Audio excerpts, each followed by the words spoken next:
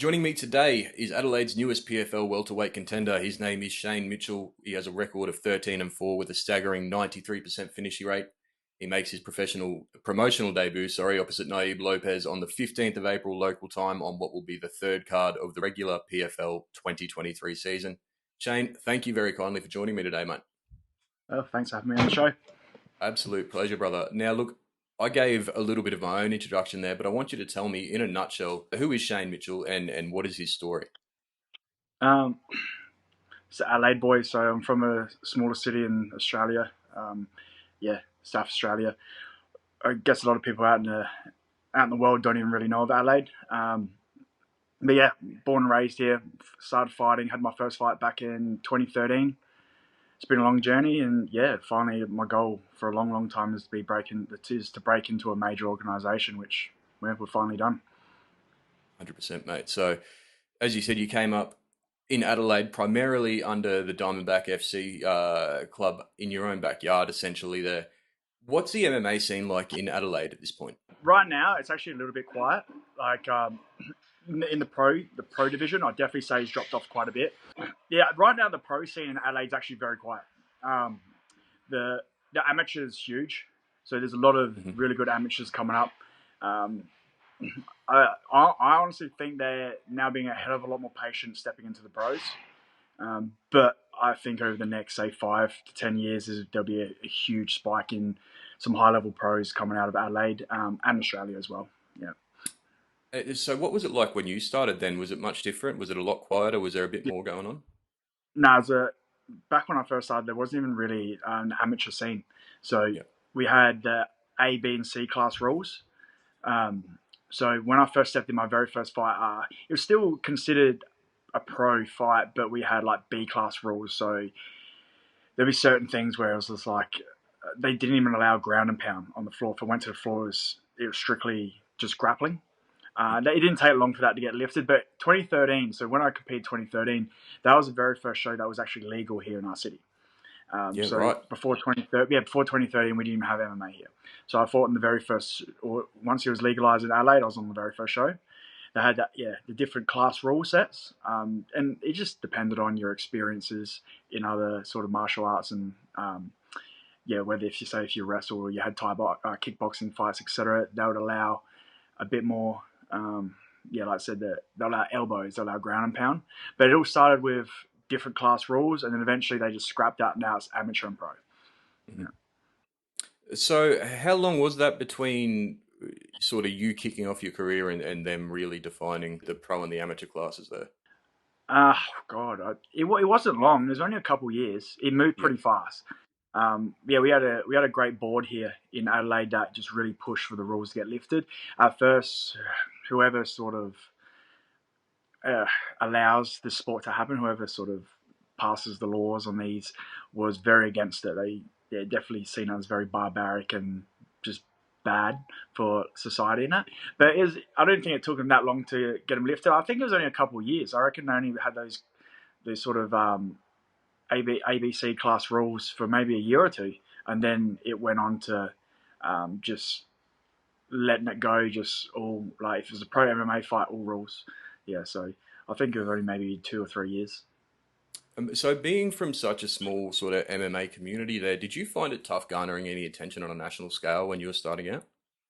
Yeah, massively, huge. I still even found that even now, not so much right now, but like even so, I've been fighting for just over 10 years now.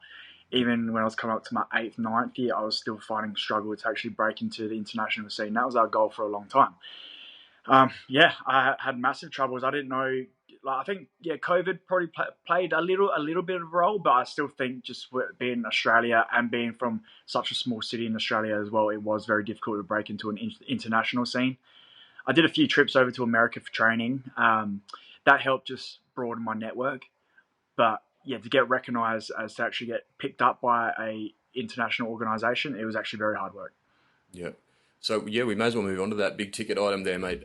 You spent, as you said, about a decade proving your worth on the regional scene here, and it's going to be a matter of weeks, and you'll be fighting for a potential shot at a million and a world title to Mm. boot, mate. So, how long has this deal been in the works, and how does it feel to finally have it all announced? When you mean like the deal, like how long have I known? Is that pretty With much PFL? Yeah, yeah, answered? Well, as in the deal right now. So the deal we have right now is just you're signed to a 2-fight contract. yep, So I'm directly straight through the playoffs.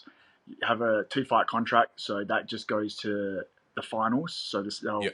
have the 2 fights. If you succeed, you get into the semis. So your contract will get extended then, and then so on. But yeah, right now it is a 2-fight contract. So you have the first of the fight April 14th, then June 24th, and then see how it goes from there. That's sort of the contract right now. Yeah. And what were the emotions when you found out about that, mate? That you'd, finally got Oh, the big ticket. look, it is honestly it was actually very mixed emotions because like I I can't lie, like I was so close to the point of not giving up on the hope of like, am I ever going to break into the international scene? I've tried for so long. Um, I've just tried spanning out to every different promotion, like going through different connections, different routes, and it seems so difficult. But then I met my manager Reese. He just made it happen so fast. So yeah, it was very mixed emotions because like it was a very big relief. It was actually a massive relief of like I just I don't know. He was very happy, of course, but then at the same time, it was like a weight off the shoulders, just being like shit, we finally did it. Like we finally actually broke into somewhere bigger. And I even found now like there's less pressure like fighting in these big shows than has been in the regionals because I've found when I've been fighting in the regional shows, your reputation's on the line. And certainly going to get to the point where certainly in my hometown, I'm just expected to win every fight, even though I'm going up against guys very well knowing like this guy has the tools to put me away. But it just gets to the point where everyone's like, he should win. He's still fighting on the regional. He's been fighting on the regional for 10 years. Like he should win. And that there was actually a lot more pressure than now breaking into a big scene. And you're now sort of up against. I know everyone in this playoff has potential to put each other away. So it's actually like it's calming. It's actually calming not having as much pressure, to be honest. As much as you know the competition is going to be very strong and there's a lot more potential to meet your match. Yeah, I find there's actually a big pressure off the shoulders. So there's a lot of happiness and yeah, it's a big relief, to be honest. Yeah. I'd love to hear that, mate. Look, I know your dad was instrumental in pushing into martial arts when you were younger. What was his reaction when you told him the news? Yeah, they're stoked. They're over the moon. So they know I've been hunting this for a long time. So I think they think that they're more happier than me. Certainly, mum and that. They probably show a bit more emotion than me. I'm not an overly emotional person. But yeah, no, they'll stoked. They're over the moon. Good to hear. So, all throughout your career in the regionals here, you were talking about the UFC was the initial goal, right? So, what's your assessment of the PFL, and why did you ultimately decide that this is the path that you wanted to take? Well, I think the UFC is just the ultimate goal for any fighter, really, because it sort of has the most media coverage out there. It's what you see majority of the time. But I was at the point where I was telling people, I don't care. Just give me I just want something international, something bigger. I just want something bigger than what I'm doing now. So when the PFL come up, of course, I was straight on it. I know PFL is a very recognised brand, and I know they look after their fighters really well. I've heard very good things about Ray and like being an ex-fighter himself, he takes care of he takes care of the fighters extremely well. So I love the idea.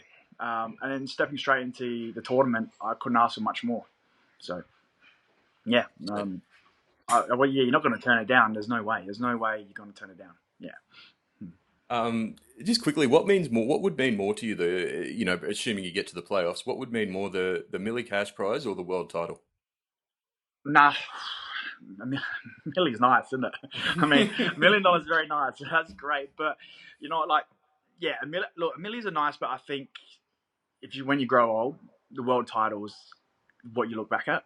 I think when you grow old and you look back and you can say, like, I was a world, like, yeah, I held a world title. I think that's in the long run definitely more of a trophy right there. Man, they go well together, don't they? World title and $1 million, like that's sort of a dream. You're not going to knock either back, Yeah, surely. yeah, you're not. But like I said, the world title is sort of what any MMA fighter chases. Just that. I think a lot of the time a lot of the guys, MMA guys, do it for more of a legacy type of thing rather than cash is good. Cash is 100% good, but the legacy is massive. Like I think if we're only chasing cash in life, I don't think we'd be fighting. I think there's a lot. less risky ways to make $1 million than it is doing this sport. So I think Fair the point. sport's massively about yeah. Fair point. So we'll get onto your background a little bit. For those who don't know, maybe so you came into the sport with a bit of a striking background, but since that Yeah, point, we've seen a pretty marked uptick in your grappling capabilities over the years. I believe yeah, you're a massively. purple belt now. I believe. Yeah, yeah. Yeah. So yeah, I've been playing about for quite some time now under Matt Jones. I find the the standard is extremely high, like a Matt Jones purple belt. I've travelled a lot, I've trained a lot. A Matt Jones purple belt is very, very up there. I find it's probably one of the more higher purple belts going around. But yeah, definitely in the last 5, 6 years, massively buckled down heavy on the grappling. Simply because a lot of guys all they were trying to do was take me down. I knew they're coming. They're gonna try and take me down. Started amping that up, and yeah, now look what's happening now. Started hitting a few submissions on guys. So yeah, just sort of very well rounded now. So I found out that the striking was definitely up there. Now the grappling's up there with it. So feel very complete now. At what point did you sort of realize that your ground game was less of a liability and more something that you could utilize and rely on? Uh, I mean, it would have only been a few years ago. And honestly, it's probably when I did the jump to welterweight. When I was Yeah. at middleweight, the boys are actually quite big. Some of them were just huge lads. Like some of them, you talk to them after and they're cutting down from 110 kilos. I don't get that big. I walk around probably at 92. Yeah. But and I thought like, at first it's hard to say because at first you don't think all these size difference matters until you face it. And so there, I said those bigger boys, they were getting hold of me, they were getting me down. I was struggling to get up. As soon as I sort of went to welterweight, that whole transition there, when I'm like, all right, I'm jumping to welterweight. I probably took about a year off, maybe even a little bit more off of competing then. Really amped up my grappling. Mind you, I was already amping up my grappling then, but when I started really pushing to amp up my grappling and drop to welterweight, that's when a huge change happened. Just because the body weight, because now I'd probably consider myself a bigger welterweight. Just the physical side of things, but then with the actual skill on top, like it's just it was a huge change jumping down to welter. What would you think your biggest your most complete performance as a welterweight is? Who would that be against?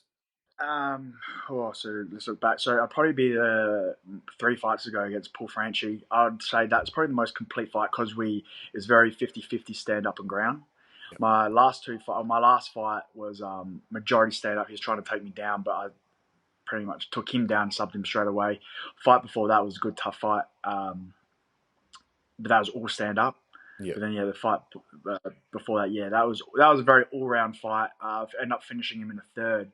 So we had a nice exchange all around the board of both stand up and ground. So yeah, that was definitely it there. Certainly because he was trying to push the ground fight as well, Yeah. and I Yeah. was just more. Yeah, he tried to push the ground fight, and rather than just going on the defense, I was on the attack. So yeah, and then ended up getting it done in the third. Good stuff, mate. So before that, your last loss was in 2018. What do you take away from that fight, and how do you look back on it now? Yeah, so that was in the middleweight fight. Yeah. Look, what I took back from that was definitely I was in the wrong weight division. I was a bit delusional back then to the weight cutting. I guess I wasn't really respecting it as much because I was still putting the middleweights away. Even the bigger boys, even though at the weigh-ins I could clearly see I was not the bigger opponent, but I was just catching them with my striking. I was still like just where I would KO them, TKO them. But I finally come across massive middleweight, jiu-jitsu black belt. He also happened to be a powerlifting champion. Nice. Is a disgusting combination to face. Mm. And yeah, that there was, yeah, that was sort of the moment there where it's just changes your thought on everything. That there is where straight away where I knew, okay, like if I want to because these are all for title fights. I think I had about five title fights in a row. Hmm. This because this is a 5-5. And this is where it was the point where I knew, like, all right, if I want to be fighting the top tier guys, I need to be weight cutting properly. I see now what weight does because he's a big, strong lad. Got on top of me, I just could not get him off me, and that's all that happened. I just sort of got smothered by him, and I was just like, man, he's just so big, he's strong, and that. Once I sort of felt that, that's where I knew I needed the change. Yeah. Obviously, the right change, mate, because it's been three finishes since then, and I mean, you've been out for over a year now. What's been your focus during the time off? Well, we're still always amping things up. I did have a one fight locked in not too long ago, but they got cancelled. But honestly, the focus has been trying to sort out like my my situation of I wanted to get out of the regional. I wanted something bigger. I started really pushing myself, like hustling myself to try and find these international fights, um, making more connections. So there's a lot of connection base in the last year, uh, which we finally got. And thing is, like when I was in the last couple of years, it's felt like I've been so close to something international, and you get given a lot of false hope. You get told a lot of like, oh yeah, we have this lead for you, like we could probably get you on this show, and I'll be like, awesome, sounds great, let's do it. Like, tell me what I got to do, and we'll do it. And then it just goes quiet, and just you ask what happened. They're like, oh no, not this show, maybe next one. That was happening often, and it's hard because then it made me because I got some offers on some regional shows, which like I didn't mind the sound of them, but I was getting to a point where I'm like, hang on, I've got some leads over here with an international card. I'm going to focus on that. So that's where all my focus was going. Uh, yeah, we finally got there. It took a year. Like, as in, it's been the last year's been a lot of politics for me, a lot. Yeah, Yeah. so yeah, but it's paid off now. Well, how are you feeling? I mean, a year off, mentally as well as physically. How are you feeling before, as you prepare to sort of come back on a world stage this time? Yeah, it's great. I feel great. I've had, like I said, say like a year off. I've had that before, and it hasn't bothered me at all. Like it actually doesn't, honestly, doesn't even feel that long, to be Yeah. honest. No Um, issues with ring rust? nah, nah, I've Yeah. never had that. Like I said, even when I had the 2 years, I had a 2 year mark off there. I came back and I was better than ever. Killed it. And that I find I'm very composed in the ring anyway, so I've always had that good composure. So that's one thing I think helps a lot. Is I'm not a real jittery fighter. I'm actually pretty good at keeping myself calm and composed. So I think that helps massively. Ring rust, nah, like I said, just a year off. Honestly, it's nothing. Years gone by so quick. So I think I have no issue with that. Yeah. And training's still been hard. I've still been doing fight camp. So I had a fight camp I built up in, but it got cancelled. So it's not like I've been not doing anything for a year. I've still been flat chat for a year. So I think I'll be fine. All right, we'll move on to your opponent for April 15 now, Nayib Lopez. He sports a clean 15-0 record, and look, let's be honest, Mexican fighters are on a bit of a tear at the moment. What Mm. was your initial reaction to the fight offer, and what does Lopez bring to the table in your estimation? Yeah, well, when I got the phone call and they're like, "Yeah, we got your opponent. He's a 15-0 Mexican," I was just like, I was just straight up like, "Jesus, all right, here we go, here we are." But then, yeah, I was just like, "This is, I guess, this is what it is, isn't it? This is exactly what we do it for." Um, so yeah, I didn't think too much into it. I just thought I knew I was going to come across some good guys, so um, just looked into him, studied him a bit, and then I'm pretty good at having the mentality of like they're only human. They can be stopped. Uh, um, I know he's probably going to go on. He's probably going to be worrying a bit about me. I'm sure if he looks at, I've already looked at his fights. He's not a very devastating finisher. I'm sure if he goes and looks at my resume, he's probably going to be a bit more worried about my finishes than what I'm going to be worried about his finishes. But like I said, 15-0 Mexican, so it's going to be a good fight. But hey, like I said, we're in PFL now, so it's all about the test. It's all about the challenge. Mm. Yeah, it gets no easier from here, mate. Where do you believe your biggest strengths are going to be in the fight on April 15th? Honestly, it's probably the composure. Like I said, I feel like yeah, on the you know, probably man, I'm pretty confident all around. I feel like I'm the more skillful opponent. I feel like I'm the more skillful guy. Um, Definitely the more composed. Definitely the more sharper with my striking, etc. So yeah, I feel like that's there. That there's just my composure, my experience. I believe I've been fighting for quite a bit longer than him, even though he's had good experience, 15-0. But I've been in the game for longer than this guy, I believe. I might be wrong there, but yeah, I think that's where I sort of get the advantage there. It's just being cool, calm, and just sharp with my striking. Like so, I really look through most of the guys in his divisions, and I feel like my striking is very sharp, right up there, at the top of the striking within all these guys in this playoff. How would you say that? I mean, ideal world. How do you think the finish? How do you think you get it done? I can always see a KO always, and like I said, I've learned now that I don't even chase them; they just happen. That's how majority of my KOs have come along. I just fight, just sort of like it's a hard sparring session, and they just come along when you got those 4-ounce gloves on and you're fighting like welterweights, like you're fighting guys our size. You don't need pack much power. So I find that I can see a KO happening. Love to hear it, mate. Now, look, you did touch on this before, but I do want to just ask you. You said you don't really get nervous or anxious before fights anymore. You really don't think there's going to be any of that come April 15?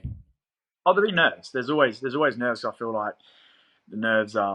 You need them. I feel like if you've got zero nerves, then something's wrong. Like I feel like you're not going to be switched on.